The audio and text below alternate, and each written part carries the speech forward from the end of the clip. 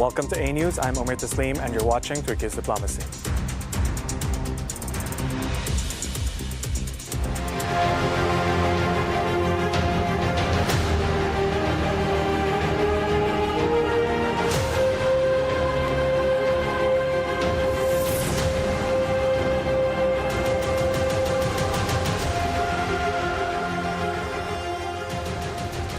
Welcome back to the program. Iran is reeling after fresh Israeli airstrikes hit key nuclear sites and military infrastructure. Explosions have rocked cities like Rasht, air defenses are active, and panic is going on the streets, with over 200 reported dead and mounting civilian casualties. Tehran is under pressure both at home and abroad as European diplomats gather in Geneva to push for de-escalation. Today, we'll explore how deeply Iran has been affected and whether diplomacy can prevent a full-blown regional war.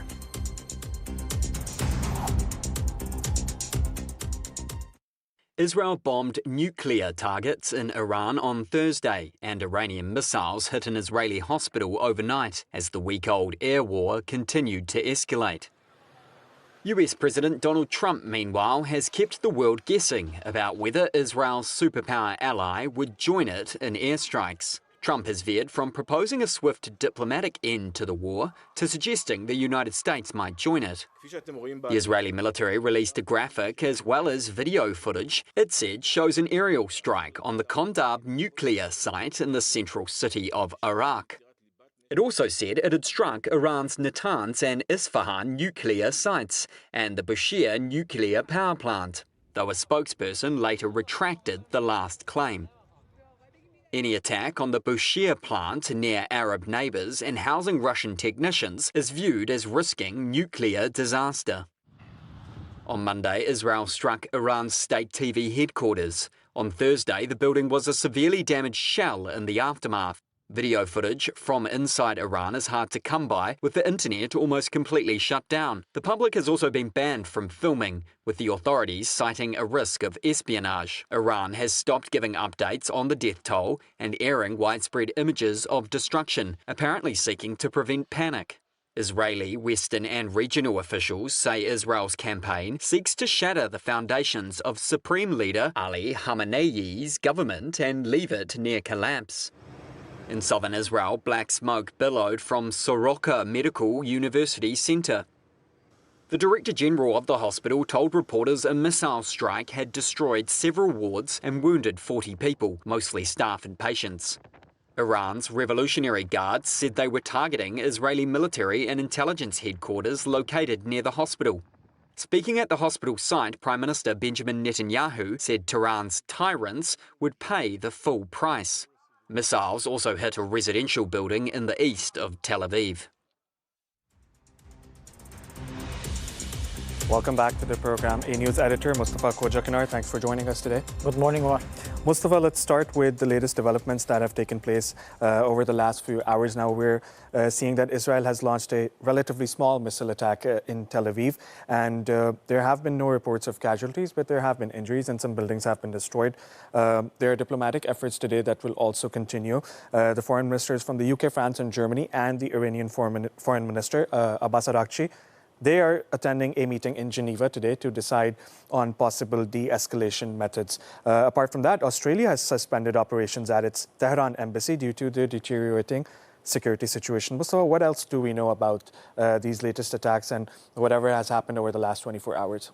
Well, first of all, I can clearly say that Middle East is on the edge right now as Israel and Iran continue tit-for-tat strikes. As you know, last Friday, Israel launched unprecedented and major airstrikes on Iran's nuclear facilities, military installations and oil infrastructure. And since then, Iranian security forces have been retaliating against Israeli strikes. And it is clearly showing that geopolitical tensions are rapidly and dangerously escalating in the Middle East. Of course, there have been several reactions to the geopolitical crisis between two arch rivals in the region. Western countries are reaffirming their strong support for Israel's security demands. On the other hand, Eurasian nations, Russia and China in particular, are calling for ceasefire and cessation of the conflicts between Israel and Iran. On the other hand, Gulf countries are expressing their concerns about the wider regional war in the region, and Turkey has been also calling for peace and dialogue between two warring sides to deal with their bilateral or multilateral disputes. But we know that both sides are in favor of continued military operations right now. It is also psychological warfare between Israelis and Iranians because, as you know, since last week, Israeli decision makers have been claiming air superiority over Iran. And we know that this week Iranians also claimed air superiority over Israel. And I think that Israel is right now continuing to turn a blind eye to international criticism over its military campaigns in the region, because the world knows that Israel is not only taking aim at Iran right now, they are also targeting Syria and Yemen and Palestine. It is clearly showing that Israeli decision makers want to make Israel as the only regional hegemon in the Middle East, and they have an ambitious geopolitical agenda right now. And with the support coming from the United States and its president, Donald Trump, Israel, I think, will continue to take aim at other countries' political sovereignty and territorial integrity in a foreseeable future. Mustafa, just to remind our audiences, let's discuss the Israeli perspective. Let's talk why Israel has attacked Iran in the first place. Now, for years, the Israeli government has been saying that Iran poses an imminent threat. Iran is making nuclear weapons, and those nuclear weapons and those facilities should be destroyed. And in the last few days, Iran did target some nuclear facilities, although there was not a lot of damage that was reported. But we did see a little bit of tensions over there in those facilities as well. Now, Mustafa, the objective that Israel says is that it's that Iran's existence is an existential threat for Israel, and it has also called for regime changes. Their defense minister, Israel Katz, has said that leader Ayatollah Ali Khamenei can no longer be allowed to exist. So how can you talk about this? How can you say that, the leader or the supreme leader of Iran, whom we know is a huge personality, not only in the Middle East, but also globally. So they're saying that Ayatollah Ali Khamenei should be executed. Obviously, we saw in the last few days, Donald Trump also made a statement, and he said that we have vetoed that decision to assassinate the supreme leader. Mustafa, you also spoke about military dominance, right? You said Israel has air superiority over Iran. And, Iran has those missiles, but, when you have the American support, when you have the British support or the German support, then obviously you're going to get those missiles and you will be able to attack Iran freely. But the public sentiment is not the same. People in Israel have been accusing the government of not listening to them, of only, destroying the occupied Gaza Strip, and they're not even caring about the hostages who are stuck in the occupied Gaza Strip. So, Mustafa, tell me more about the Israeli perspective. How can we understand, or if there is any logic behind Israel's attacks on Iran? Omar, I think if we want to understand the current geopolitical tensions between Iran and Israel in the Middle East, I think we have to delve into the political reasons behind Israel's motivations. And I think that there are two main reasons for Israel's continued military operations across the region. And one reason is the internal and domestic political dynamics within Israel. As we know that Israeli people have been taking to the streets every weekend to express their frustration and disappointment over embattled Prime Minister Benjamin Netanyahu's policies and his war cabinet. As we also know that there is ongoing corruption trial against Netanyahu. And we can clearly say that Netanyahu thinks right now the continued military operations across the Middle East are the best and only options for him to keep him politically alive in the country. And second reason is the security architecture in the Middle East. As you know, Israelis and American decision makers have been accusing Iran of trying to acquire nuclear weapons. And in the last 2 decades, we know that both Israel and the United States have been claiming that Iran is in the nuclear threshold. But on the other hand, we know that Iran is the part of nuclear non-proliferation treaty. And according to NPT, Iran already declared that they will not seek any nuclear weapons. They are just enriching uranium and plutonium to reach a peaceful nuclear ambition and program. But we know that in 2003, United States launched attacks against Iraq under the pretext of destruction, mass destruction of weapons. And right now, I think that Israeli decision makers and the United States are trying to fabricate some reasons to legitimize their possible attacks on Iran. On the other hand, in the world politics, there are 5 legitimate nuclear powers, and they are the members of the United Nations Security Council, and these countries are the United States, the United Kingdom, China, Russia, and France.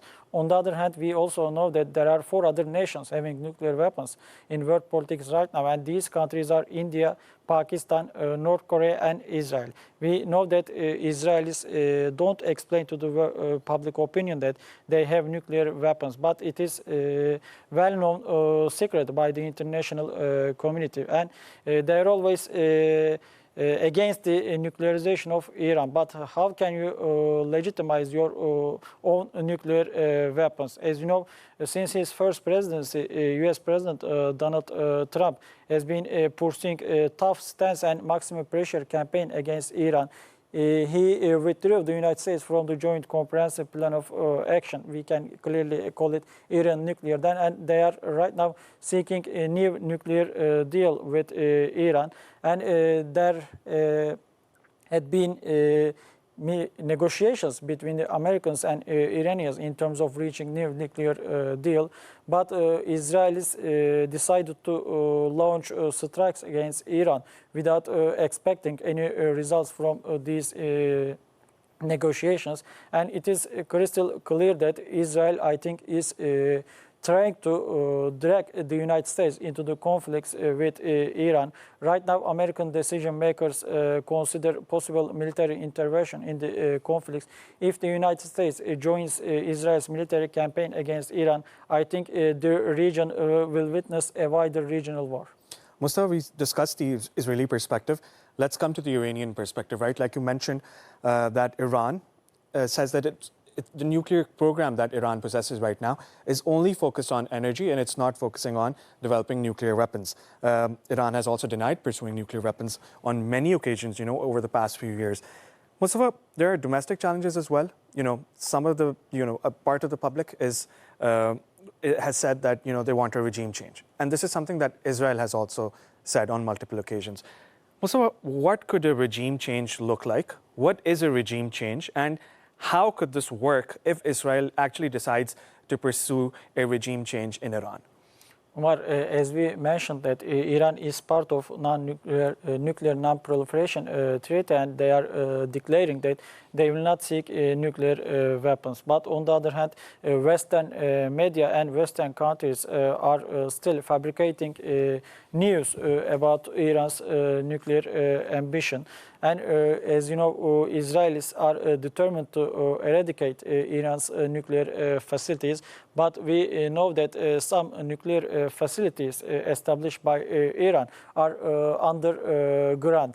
And Israel has no military capability to destroy these underground nuclear facilities. And Israeli decision makers desperately need American help to totally eliminate Iran's nuclear program, because we know that only the United States has a bunker buster in its military inventory.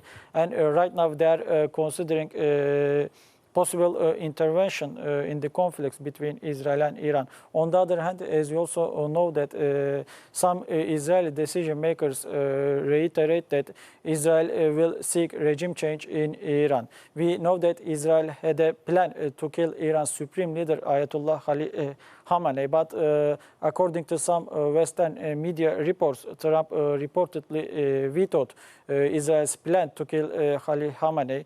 They think that if they kill Ali Khamenei, it will result in the regime collapse in the region. But there are some discussions among international relations scholars about Israel's motivation in the region.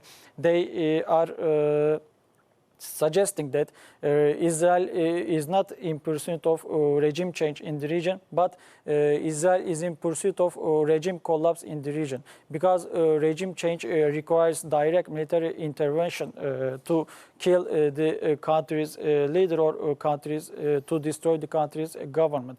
But we know that, yes, Israel has been striking against Iran's nuclear facilities and military installations, but so far they have not been targeting Ali Khamenei. But they are trying to provocate protest against regime in the country by targeting aim at the country's civilian infrastructure or military infrastructure. And we can clearly say that right now Israelis are in pursuit of regime collapse in the country. But including some nations, including Western countries, are opposing regime change or regime collapse in the Middle Eastern country, because they know that if a regime collapses in Iran, it will spread cause to the other parts of the world, and it will put a huge threat against international peace and security. I hope that in the coming future, regional and international stakeholders will find a common way or common sense to de-escalate the geopolitical tensions between Israel and Iran. Otherwise, Middle East, as we said, that is on the edge right now, and we will. No one wants to confrontation between Israel and the United States, or between Iran and the United States, or among regional countries. Mustafa, thanks for that analysis. I'll have more questions for you in a bit as well. Iran's Islamic Revolutionary Guard Corps are at the forefront of launching their fresh wave of missiles towards Israel. Let's find out more.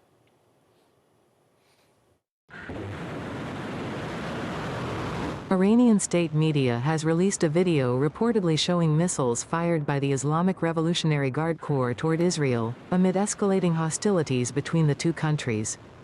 The footage displays multiple missiles being launched and flying through the sky.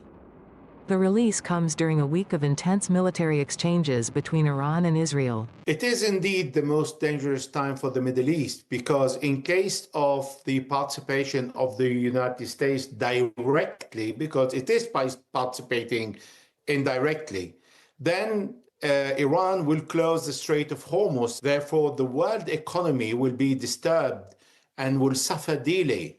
Everything will stop and people will panic. And then this is going to create a worldwide crisis, economic crisis. Since last Friday, Israel has launched a series of air and missile strikes on Iranian targets, aiming to cripple Tehran's military leadership and prevent it from advancing any nuclear weapons program. Iran, which denies pursuing nuclear weapons, has responded with its own counterstrikes. Israeli strikes have reportedly killed hundreds in Iran and severely damaged key military and nuclear infrastructure.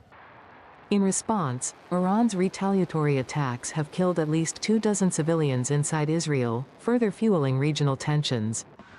As both sides continue trading blows, concerns are mounting about the conflict spiraling into a broader regional war. Because Israel received the money from the United States, it has all the support from the military and the economy, and the United States is giving Israel enough weapons to continue the war. If the United States stop that, then Israel cannot wage war.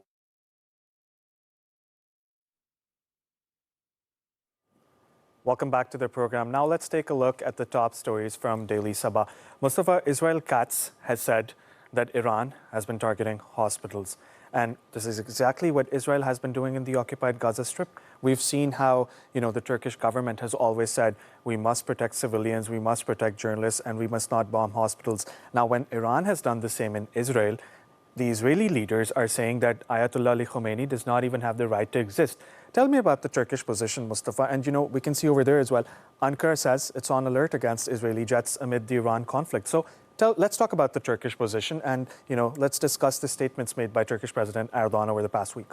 Mar, since the very beginning of the crisis between Israel and Iran, Turkey has been taking steps to de-escalate the geopolitical tensions in the region. As you know, Turkish President Recep Tayyip Erdogan held several phone conversations with his counterparts from regional countries or Western countries. Turkish President Recep Tayyip Erdogan spoke to his Iranian counterpart Masoud Pezeshkian twice to express Turkey's diplomatic support for Iran's right to defend itself against Israeli strikes. On the other hand, Iranian foreign minister is scheduled to pay an official visit to Turkey to meet with his Turkish counterpart Hakan Fidan to exchange views on the recent geopolitical developments in the region. Turkish President Recep Tayyip Erdogan and Turkish Foreign Minister Hakan Fidan have been always accusing Israel of escalating geopolitical tensions in the region because Turkey knows Israel's ambitious geopolitical agenda in the Middle East, and sometimes Israeli journalists are also taking aim at Turkey's territorial integrity and political sovereignty. They are always calling for more support for PKK terror groups within Turkey or within northern Syria and northern Iraq. On the other hand, as you know, geopolitical situation totally changed in Syria, and since the very beginning of the new geopolitical era in the country, Turkey has been taking steps to normalize the political situation in the war-torn country. And Turkey's growing geopolitical influence in Syria, I think, is pushing Israel's buttons. But right now, no one wants to see any military confrontation between Turkey and Israel. Azerbaijan has been hosting negotiations between Israel and Turkish decision makers to de-escalate the possible geopolitical tensions over Syria or over Middle East. And it is clearly showing that Israel's recent strikes in Iran are increasing geopolitical tensions in the region. And I think that Turkish decision makers will be supposed to take new diplomatic initiatives or diplomatic steps to increase international awareness about Israel's ambitious geopolitical agenda in the region.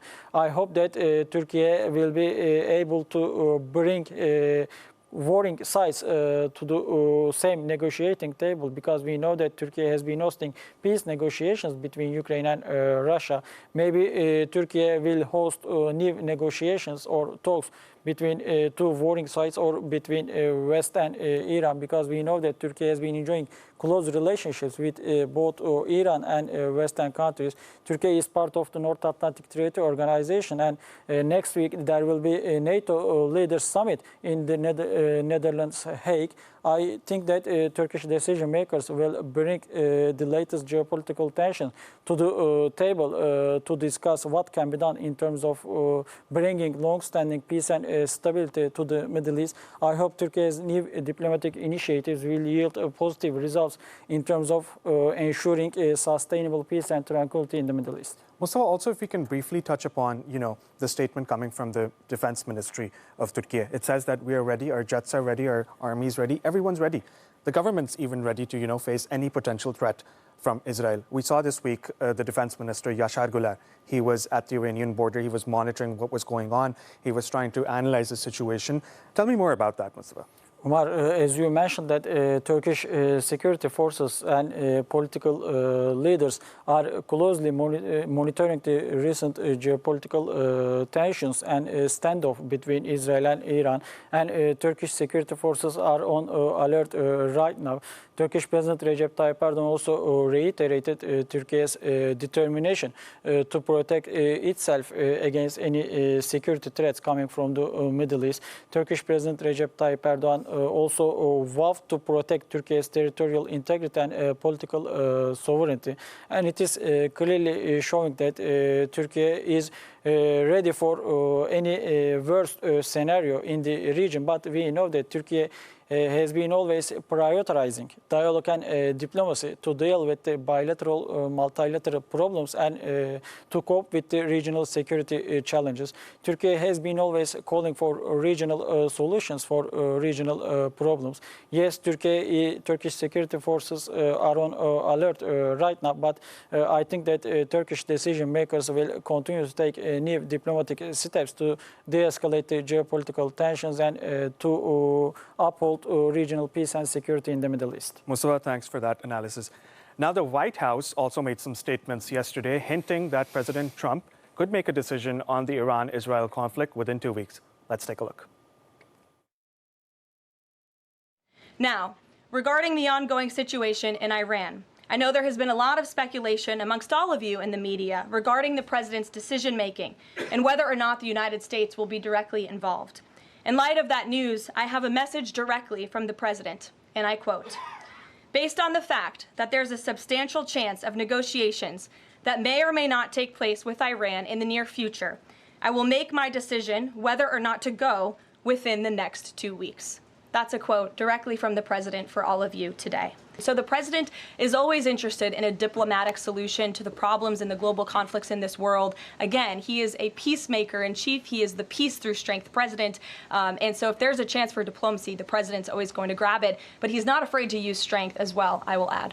Trust in President Trump. President Trump has incredible instincts, and President Trump kept America and the world safe in his first term as president in implementing a peace through strength foreign policy agenda. And with respect to Iran, nobody should be surprised by the president's position that Iran absolutely cannot obtain a nuclear weapon. He's been unequivocally clear about this for decades, not just as president, not just as a presidential candidate, but also as a private citizen.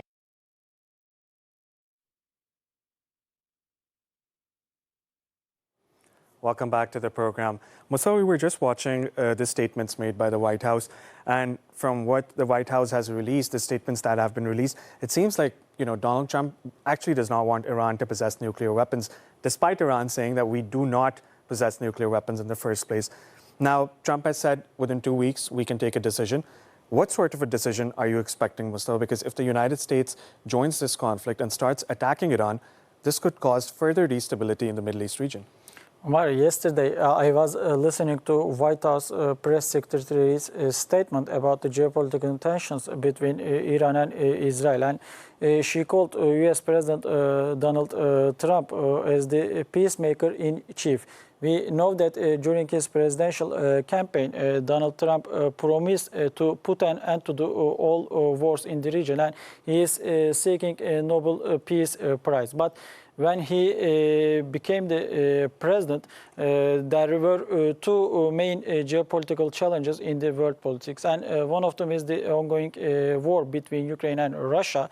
And the second one is Israel's ongoing genocidal acts and ethnic cleansing policies in the occupied Palestinian territory, Gaza Strip. Trump promised to put an end to these wars within 24 hours. But 5 months have passed. And right now, the war is spreading to the Middle East. And it is clearly shown that U.S. President Donald Trump failed to promise his foreign policy goals. And right now, Israeli decision makers are trying to convince President Trump to join their military campaign against Iran. We know that yesterday, White House press secretary announced that Trump will have 2 weeks to decide about possible military intervention in Iran. He is reportedly prioritizing dialogue and diplomacy to reach a new deal with Iran. But I don't think that Trump will take diplomatic steps to de-escalate the geopolitical tensions between two arch rivals in the region, because we know that Zionist lobby has control over Trump's cabinet members. They are always pressuring to Trump to take military steps against Iran, On the other hand, Gulf countries are worried about the possible American intervention in the ongoing conflicts, because we know that some Gulf countries are hosting American military bases, and Iran has been always warning these countries, and Iran claims that if the United States uses these military bases to launch strikes against Iranian nuclear facilities or military installation, Iranians claim that these bases will be legitimate targets for them. And Gulf countries are really worried about escalating geopolitical tensions in the region. They are also putting pressure on Trump to convince the Israeli decision makers to halt their military aggression in the region. And we know that there have been also some reactions from the Eurasian nations. Russia is claiming that we are millimeters away from the nuclear disaster in the region. They are always calling for a cessation of the conflicts in the region. But I don't think that Israel and the United States will take international community's security demands into the consideration, because they are always pursuing their own national security interests in the region. And I think that Trump is set to join Israel's military campaign against Iran. Mustafa, you mentioned about, what Gulf states have said, what Iran's neighbors have said about this conflict. So, there was a phone call between, Erdogan and Mohammed bin Salman a few days ago. Both of the leaders, the Saudi Crown Prince and the Turkish president, have expressed great concerns about regional instability. And Erdogan has also said that Israel is the primary threat in the Middle East. Talking about Russia and China, they're also important. You can't, cancel out Russia and China when you're talking about Israel, when you're talking about Iran, especially when you're talking about the Middle East region. Both of these countries have also said that energy interests should be protected. Their civilians who are living in both the countries should also be protected. And, Iran or Israel should not be targeting such nuclear or energy facilities, right? Let's talk about what Iraq had said. Iraq, obviously a key country in the Middle East, a very important country, has great ties with Iran as well. The Iraqi Grand Ayatollah Ali Sistani has warned that this will also further destabilize the region. Mustafa, these were the perspectives from the region, right? These are regional perspectives. I want to talk about the European perspective now, because today there's a meeting in Geneva. Like I mentioned earlier, the Iranian foreign minister is going to be there. He's going to interact with other European leaders as well. But, the statements that we've seen in the past few days, they've only said Israel has the right to defend itself. What about Iran? And do you think that we can achieve something today from these negotiations in Switzerland? Right now, I think that there are two important geopolitical blocks in the Middle East, and one bloc is the Western one, and the second one is the Eurasian one. And Western bloc is always reaffirming its strong support for Israel's so-called national security demands. And European nations are also part of the Western bloc. And we know that they are sometimes criticizing Israel's military actions in the region. But last week, Israel launched military strikes against Iran. And without expecting any retaliations from Iran, Germany and France reiterated Israel's right to defend itself. And it is clearly showing that European nations are strong supporters of Israel's military ambition in the region. On the other hand, there is also Eurasian bloc, and this bloc is always calling for dialogue and diplomacy to deal with the security challenges in the region. But I think that there are some important differences between these two groups, because Western nations are strongly supporting Israel's military campaign. They are sending huge amount of military equipment to Israel to make the Israeli decision makers to continue military aggressions across the Middle East. But on the other hand, Iran is receiving no military equipment from the Eurasian bloc. They are diplomatically and politically supporting Iran's right to defend itself against Iran. And within this context, I think it is up to Turkey to mediate or facilitate any talks between two warring sides, because Turkey has been enjoying close relationships with both Western countries and Eurasian nations. Turkey has been always trying to prioritize dialogue and diplomacy to ensure international peace and security, because Turkish decision makers reiterate at every opportunity that there will be no losers in just peace and there will be no winners at the continued wars. I think that Turkey will take new steps to convince the Western countries about the geopolitical risks in the region, because Turkey thinks that if there is something wrong in the Middle East, it will spread the geopolitical chaos to the other parts of the world, and it will pose a huge threat to international peace and security. I hope Western countries will take Turkey's security demands into the consideration if they want to see long-standing and sustainable peace and stability in the Middle East. Mustafa, let's talk about the nuclear negotiations. Last Sunday, there was supposed to be a meeting between Iran and the United States in Oman. That did not happen, obviously, because of the attacks that were continuing between both sides and tensions were rising as well.